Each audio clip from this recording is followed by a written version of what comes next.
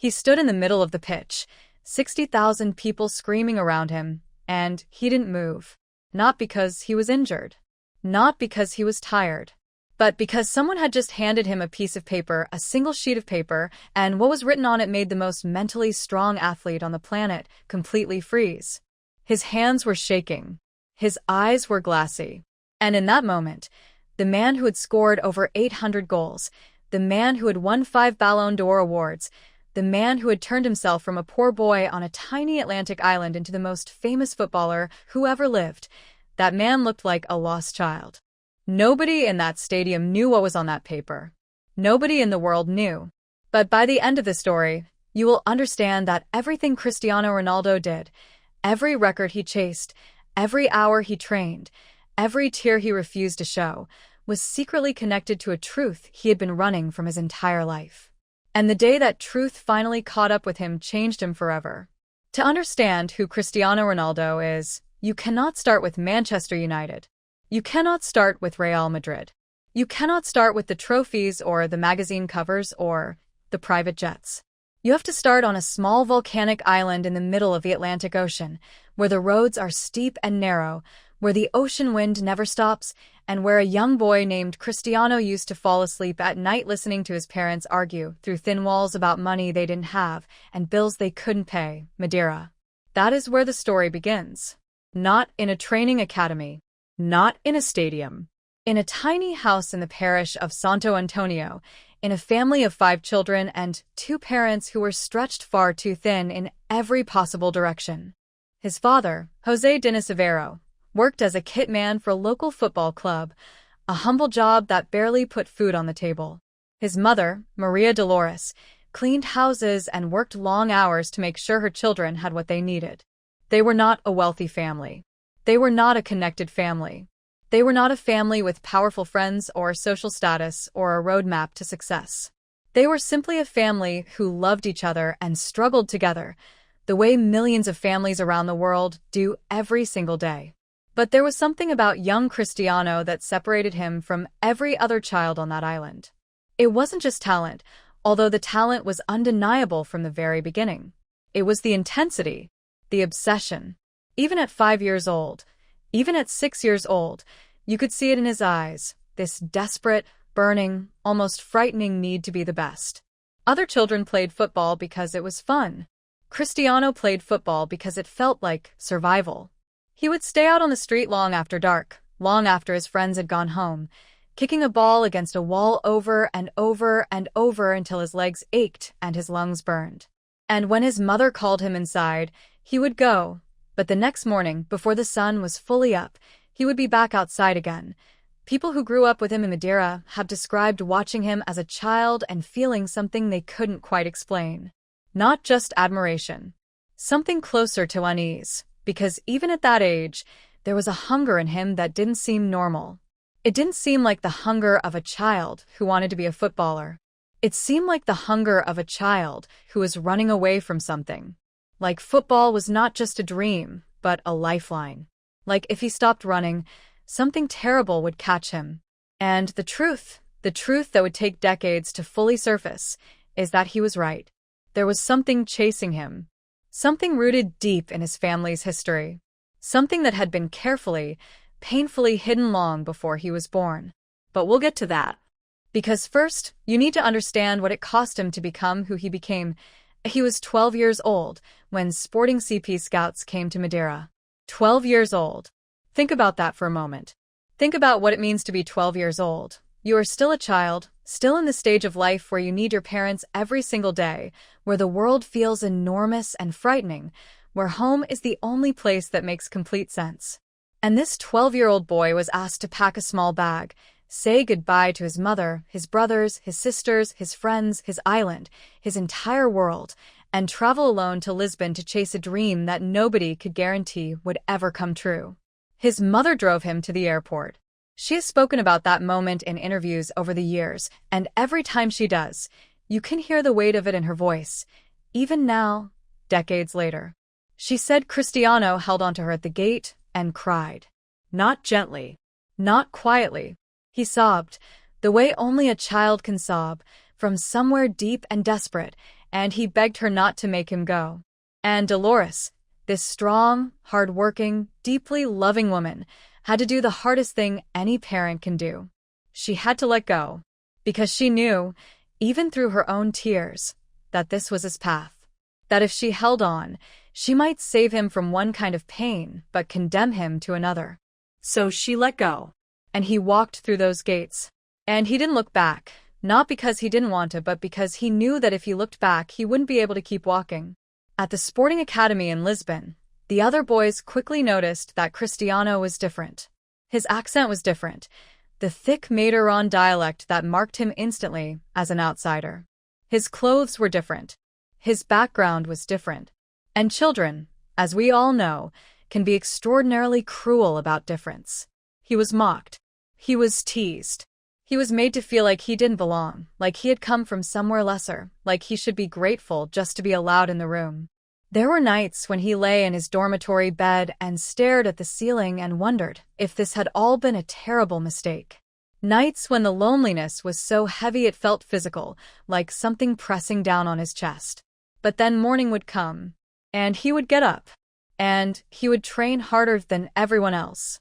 Not because someone told him to, not because the coaches demanded it, because somewhere inside him, underneath all that homesickness and loneliness and self-doubt, there was that same burning engine that had kept him on the streets of Madeira until midnight. That same unquenchable need. And over time, the boys who had mocked his accent started to notice that he was outrunning them, outplaying them, outworking them every single day. And the mockery quietly faded, replaced first by respect and then, gradually, by something approaching awe. By the time he was 16, everybody in Portuguese football knew his name. By the time he was 17, Manchester United came calling. And the world was about to change. But here's what nobody tells you about that moment, and what it has to do with The Secret. When Sir Alex Ferguson signed Cristiano Ronaldo in 2003, he gave him the number 7 shirt. This was not a small gesture. At Manchester United, the number 7 had been worn by George Best, by Brian Robson, by Eric Cantona, by David Beckham. It was a number that carried generations of greatness, a number that declared to the entire football world that this teenager from a small island in the Atlantic was expected to be extraordinary. The pressure was immense. Immense in a way that is almost impossible to describe unless you have lived it. Cristiano arrived at Old Trafford as an 18-year-old boy in a foreign country, surrounded by teammates who had won everything, managed by one of the most demanding coaches in the history of the sport, wearing a number that demanded nothing less than genius. The English press was not kind at first. They called him a show-off. They said his tricks were unnecessary, theatrical, self-indulgent. They said he dove too easily, that he was weak, that he would never survive the physical brutality of the Premier League. He heard all of it. He read all of it. He absorbed all of it. And he used every single word as fuel. There is a discipline to what Cristiano Ronaldo became that goes far beyond natural talent. The stories from teammates and coaches at Manchester United are legendary. How he would stay after training for hours, practicing free kicks until he could barely stand. How he studied videos of his own mistakes obsessively, breaking down every wrong touch, every poor decision, every moment where he had been less than perfect. How he watched what he ate with a precision that bordered on clinical, refusing food that others took for granted, treating his body like an instrument that needed to be constantly tuned and maintained. His teammates admired this. But some of them also quietly worried about it. Because there is a difference between dedication and obsession. There is a difference between wanting to improve and being unable to stop. And the people who knew Cristiano best could see, even in those early years, that whatever was driving him was not simply ambition. It was something darker, something more personal, something he had never talked about and seemed determined never to face. When journalists asked him in interviews what motivated him, he always gave the same kind of answer about proving doubters wrong, about his family, about wanting to be the best. And all of those things were true, but they were not the whole truth. The whole truth was buried somewhere much deeper. Somewhere he had learned, very early in life, to never look directly at. Wait, because what happened next is the part that changes everything you think you know about him. José Dinizavero died in September 2005. He was 52 years old. He died from liver failure caused by years of alcoholism, a battle that had quietly, gradually, devastatingly defined so much of Cristiano's childhood in ways that the public never fully understood. Cristiano has spoken about his father in interviews over the years, always carefully, always with a kind of measured tenderness that suggests he is choosing his words very deliberately. He has said he wishes his father could have seen how far he came. He has said he thinks about him often. He has said that his father was a good man who had a difficult life. And all of this is true. But the full picture of what that relationship was, what it cost Cristiano, what it gave him, and what it left unresolved, that picture is far more complicated, far more painful, and far more important to understanding who Cristiano Ronaldo really is. Growing up with an alcoholic parent is one of the most quietly devastating experiences a child can have. It doesn't announce itself dramatically. It seeps in. It shapes the way you understand safety, the way you relate to love, the way you interpret affection and its absence. Children of alcoholic parents often grow up with an extraordinary sensitivity to instability, a hyper-awareness of mood changes in the people around them, a compulsive need to control what they can because so much felt uncontrollable at home. They often become either deeply withdrawn or ferociously driven, because drive is a way of creating certainty in an uncertain world. If I am the best, nothing can touch me. If I work harder than everyone else, I am safe. If I win, I am loved. People who know Cristiano have noted, privately, carefully, that this pattern fits him with an almost painful precision. The obsessive training, the inability to accept failure, the desperate need for recognition, the way he reacts to criticism not with indifference but with a kind of raw, almost wounded intensity that goes far beyond professional pride. These are not the behaviors of a man who is simply competitive. They are the behaviors of a man who somewhere, at some deep level, still needs to prove something, not to his critics, not to the media, but to himself. To a version of himself that never fully felt like enough. And then there is the secret that changed everything when it finally came to light. You need to hear this, because this is the part nobody has ever fully told before. It arrived in 2018. Cristiano was 33 years old. He had already won 5 Ballon d'Or awards. He had broken records that people said could never be broken. He was at Juventus, in the middle of one of the most remarkable late-career reinventions in the history of sport. By any external measure, his life was extraordinary. The mansion, the private jet, the global fame, the family he had built with Georgina and his children. Everything looked perfect from the outside. But something had always been missing. Something he had never been able to name, never been able to locate, never been able to fill no matter how many trophies he lifted or records he broke. There was a space inside him, quiet but persistent, that nothing seemed to touch. And then the letter arrived. It came through a complicated chain of intermediaries, a lawyer, a family contact, someone who had spent years trying to find the right moment and the right way to deliver something that had been hidden for decades. The letter was written by hand. The handwriting was old, unsteady, the kind of handwriting that belongs to someone who did not write often or easily. And its contents were something that Cristiano had to read 3 times before he could begin to process what he was holding. Without going into details that belong only to him and his family, the essence of what that letter revealed was this.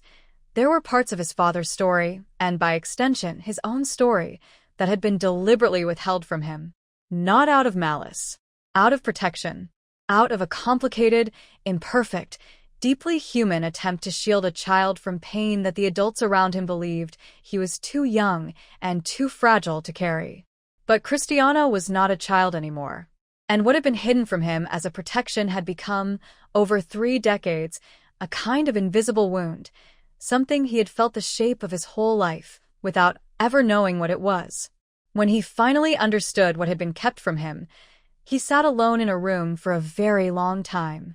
Nobody knows exactly what he thought about in that room. Nobody was there.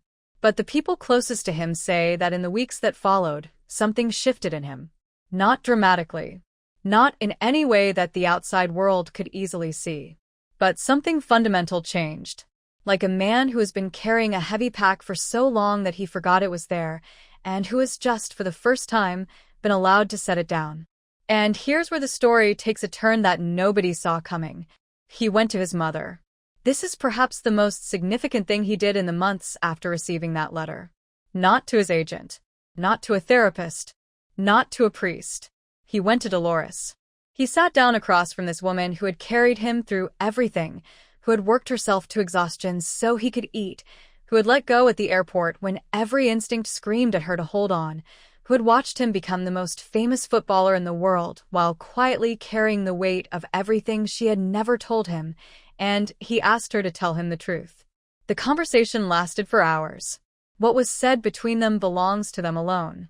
Cristiano has never spoken publicly about the specific content of that conversation, and it would be wrong to speculate beyond what is known. What he has said, in careful, guarded fragments across several interviews, is that it changed his relationship with his mother. That after that conversation, he understood her differently. That he understood his father differently. That he understood himself differently. Dolores Aveiro is not a woman who shows weakness easily. She is strong, direct, uncompromising in many ways. She is where Cristiano gets those qualities from. But by multiple accounts, that conversation was the first time in many years that she allowed herself to be completely honest with her son about things she had protected him from for decades. And for Cristiano, a man who had spent his entire adult life in front of cameras, performing strength, projecting invincibility, to sit in a room with his mother and hear her speak without armor, to be allowed into a truth that had been kept from him out of love, it was, by every indication, one of the most profoundly emotional experiences of his life. He cried. There is no way to verify this, but there is also no way to believe otherwise. Because what he was finally being given was not just information. He was being given something he had been hungry for since he was a small boy standing at an airport gate, sobbing and begging to go home. He was being given the full, unvarnished, human truth of where he came from. And that truth, complicated and painful as it was also, somehow, a gift. Because you cannot carry what you cannot see. And for 30 years, Cristiano Ronaldo had been carrying something he had never been allowed to look at directly. Stay with this. Because what came next is what makes this entire story worth telling. 3 weeks after that conversation with his mother, Cristiano played one of the most memorable games of his time at Juventus. It was a Champions League match. The stakes were significant. The pressure was enormous, as it always was for him, multiplied by the expectations that followed him everywhere like a second shadow. The night before the match, instead of his usual pregame routine of sleep, controlled nutrition, and mental preparation, Cristiano did something unusual. He called his sister, Katia. He called his brother, Hugo. He sat with Georgina and his children longer than he normally would the night before a big game. He was present, not just physically but genuinely, attentively present, in a way that people who knew him well noticed and quietly remarked on afterwards. Something had changed in him. Not in his professionalism, not in his focus, but in the quality of his presence. Like a man who had spent years running at full speed and had finally, for just a moment, been able to slow down enough to actually feel where he was and who he was with. The next night, on the pitch in Turin, he played with a freedom that even veteran observers of his career found remarkable. Not reckless freedom. Cristiano Ronaldo is never reckless on a football pitch. But a looseness. A joy. A quality that is incredibly rare in elite athletes at the highest level of pressure. He looked like a man who was playing because he loved it, not because he needed it to survive. He scored. Of course he scored. And when the ball hit the back of the net, he turned and he ran, and he did his celebration. And then, just for a second, something crossed his face that was not his usual expression of triumph. It was softer than that. More private. Like the goal meant something beyond the goal. Like he was celebrating something that nobody in that stadium could see. Because what nobody knew was what he had dedicated that game to. In the years since 2018, fragments of what Cristiano discovered in that letter have quietly surfaced, not through press conferences or official statements, but through the small, telling details that emerge when people who love someone stop being quite so careful about what they say. The heart of it was this: His father had a child before he met Dolores. A child who had been given up under circumstances that were painful and complicated, in a time and a place where such things were handled very differently than they might be today. That child, Cristiano's half-sibling, had grown up without knowing who their father was. And José Dinis, consumed by guilt and by his own private war with alcohol, had kept that secret for decades, through his marriage, through the raising of his children, through all the years when his son was becoming famous and the world was watching. When José died in 2005, he took the secret with him. Or so everyone thought, but the half-sibling had spent years searching. And in 2018, they finally found a way through. Cristiano's reaction to this discovery was not, by all accounts, what you might expect from a man of his ego and his perfectionism. He did not become defensive. He did not dismiss it. He did not retreat into the kind of controlled, public silence he had used so many times before to manage uncomfortable truths. Instead, according to people close to the situation, he was quiet, reflective, and ultimately, unexpectedly open. Because here is the thing about carrying a wound for 30 years. By the time the truth finally arrives, there is almost a sense of relief. Not just pain, relief. Because the shape you have been feeling in the dark finally has a name. The missing piece finally has a form. And suddenly, things that never quite made sense about yourself, patterns you never understood, reactions you could never fully explain, hungers you could never completely satisfy, begin to resolve, like a photograph that has been slowly coming into focus for decades and has finally, at last, become clear. Cristiano reached out to his half-sibling. The details of what happened between them are private. They deserve to remain private. But what is known is that the connection was made, that a conversation happened, that a door was opened that had been closed for over half a century, and that Cristiano Ronaldo, for the first time in his adult life, felt the particular and irreplaceable peace that comes from knowing, really knowing, the full story of where you came from. But the story doesn't end there. Because what happened on the pitch after all of this is what makes Cristiano Ronaldo unlike anyone who has ever played this game.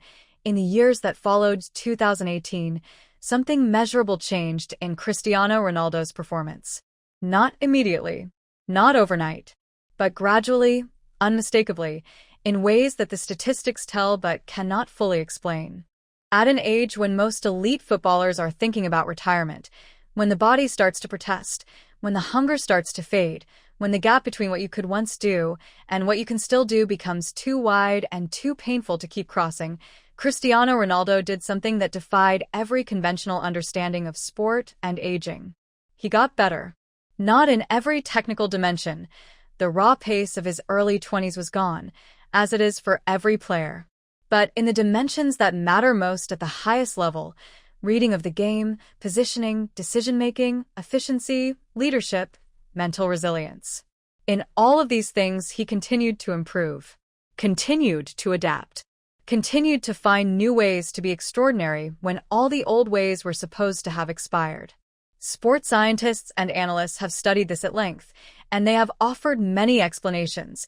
His legendary fitness regime, his diet, his sleep optimization, his refusal to accept decline as inevitable. All of these things are real and significant. But the people who know him, the people who have been in rooms with him, the people who have watched him train and compete across multiple decades, many of them point to something else. Something harder to measure, but impossible to ignore. He became, after 2018, a man who is no longer running from something. And when you stop running from something, you run differently. You run with your whole self. You stop holding back the part of you that was always slightly turned around, always slightly watching over your shoulder, always slightly braced for whatever was pursuing you. And when that part of you finally relaxes, even just a little, even just partially, the energy it releases is extraordinary. The goals kept coming. The records kept falling. Countries changed, but the numbers didn't stop climbing. Al Nasser, Saudi Arabia, a chapter that surprised the world, but that Cristiano embraced with the same total commitment he had brought to every chapter before it. And through it all, you could see, if you looked carefully, if you knew what you were looking for, a man who was playing with something he hadn't always had. Peace. Not complacency. Not satisfaction. But peace. the specific and hard-won piece of a man who finally knows his own story, all the way to its roots. And then came the moment that brought all of this full circle. It was a night like many other nights in Cristiano's career, a packed stadium, bright lights, global broadcast, the weight of expectation pressing down on every moment. His team needed a result. The odds were not entirely in their favor. The commentators were doing what commentators do, reminding the audience of everything at stake, everything that could go wrong, everything that history suggested about situations exactly like this one. Cristiano warmed up alone at first, the way he always does, going through his own private ritual of stretches and touches and mental preparation that nobody else is fully invited into. His face was the face people have come to know so well, the jaw set, the eyes focused, the expression that gives away nothing and somehow communicates everything. But the people who were there, the teammates, the staff, the people who had been with him long enough to know the difference, said that night felt different. Not tense in the way big nights usually felt tense around him. More settled, more grounded, like a man who had already decided something important before the first whistle blew. The match began. It was difficult, as the big ones always are. The opponent was organized, physical, determined. Chances came and went. The minutes ticked past. And then, in the second half, with the game still perfectly balanced and everything still uncertain, Cristiano received the ball 25 yards from goal, controlled it in one touch, looked up once, and hit it. The goalkeeper never moved. The net moved. The crowd moved.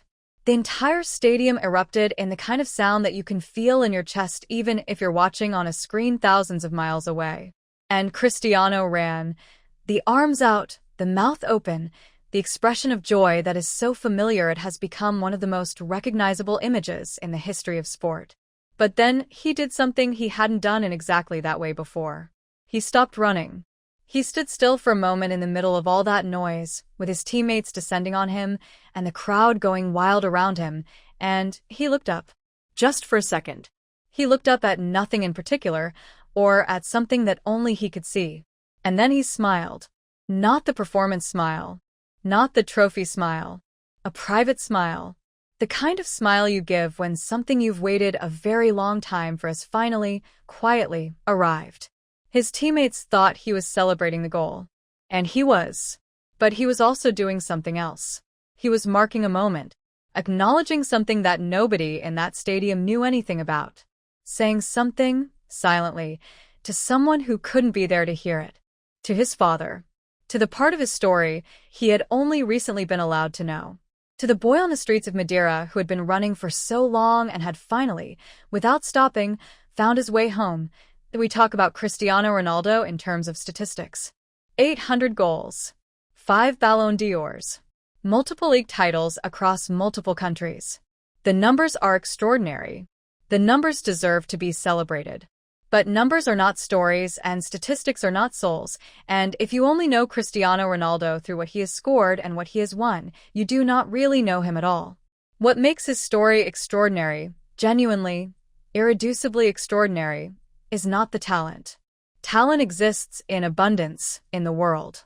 The world is full of talented people who never become what they could have been.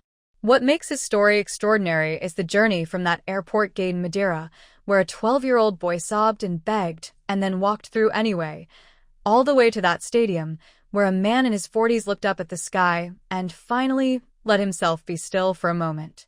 That journey cost everything. It cost relationships and rest and ordinary pleasures and the simple comfort of being able to be vulnerable in a world that was always watching. It cost him years of carrying something heavy in a place he couldn't see. It cost him, and this is the part we rarely talk about, the kind of peace that most people would never trade away, the peace of not needing to be extraordinary, the peace of simply being enough exactly as you are. But it also gave everything.